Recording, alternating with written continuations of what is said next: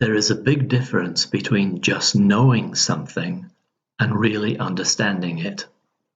I'll explain the difference. When I first meet a new senior class, I ask them, "What is 2 to the power 0?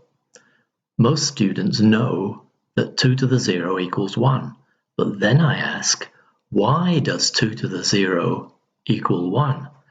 Usually nobody knows why. A typical answer is, "It's just the rule, sir." Then I proceed to teach the following way.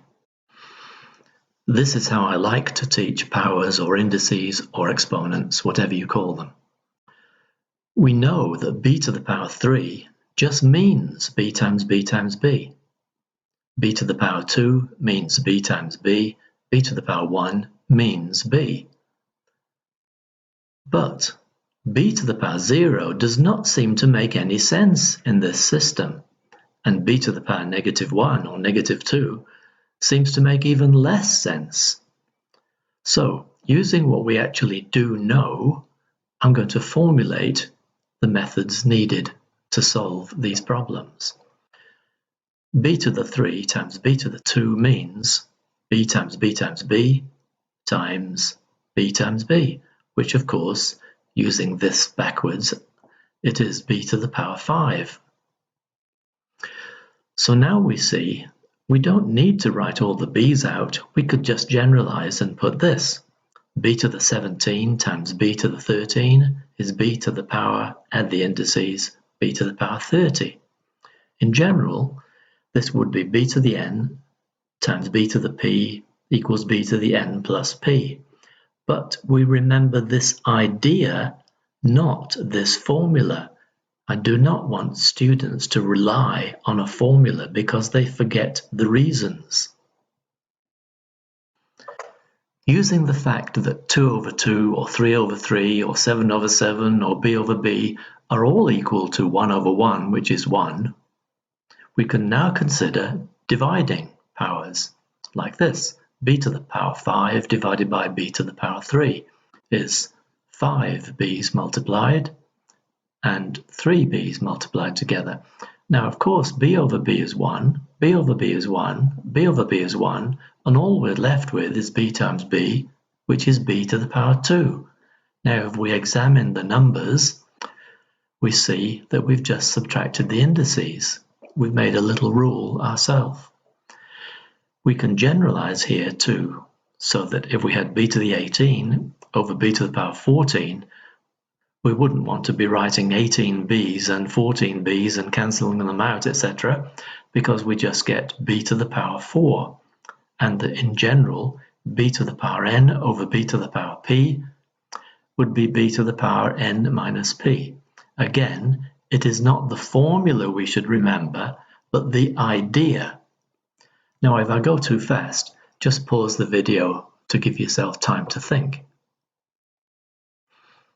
Now, this seems fine as long as the n is greater than p, that is, the top power is greater than the bottom power. But suppose we want b to the 3 over b to the 3. Using the rule we just devised, we get an unusual answer. We get b to the 3 over b to the 3. If we just blindly subtract the indices, we get b to the 0, which is very obscure. But if we do it by basic logic, we get b to the 3 over b to the 3, cancel the b's, comes to 1. So if this thing comes to b to the 0 and it comes to 1, then this must be 1. So the logical conclusion is b to the 0 must be 1. Similarly, suppose we want b to the power 3 divided by b to the power 5. Again, using the rule we devised, we get an unusual answer. B to the 3 over B to the 5, subtract the indices, B to the -2. Now, we actually don't know what this actually means until we do it logically like this. B to the 3 over B to the 5, write 3 on the top, write 5 on the bottom, cancel out, and what's left is 1 times 1 times 1 equals 1. 1 times 1 times 1 times b comes to b to the 2. So b to the -2 must equal 1 over b to the power 2.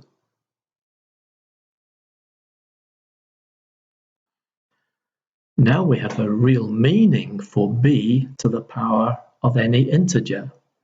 We see here b cubed is this, b squared is this, b to the 1 is this, but now we know that b to the 0 means 1, b to the power negative 1 is 1 over b to the 1, b to the negative 2 is 1 over b to the 2, b to the negative 3 is 1 over b to the 3. Finally, we'll just look at a few powers, indices or exponents, which are fractions. Again, using the basic idea here that we add the indices. Let's look at 9 to the half times 9 to the half. So we add the indices and we get 9 to the 1, which is just 9. But then we say, what else times itself comes to 9? And of course it's 3. So 9 to the half must be the square root of 9, which is 3. And similarly, 8 to the power 1/3 times 8 to the power 1/3 times 8 to the power 1/3 is 8 to the power 3/3, which is 8 to the power 1, which is 8. What else comes to 8? It's 2 times 2 times 2. So 8 to the power 1/3 must be the cube root of 8, which is 2. This always makes a wonderful start for a new senior class. They have been doing problems with indices for a couple of years or so, but for most of them, now they have some real understanding rather than just applying some rules. In my experience, they leave the classroom buzzing with excitement and enthusiasm.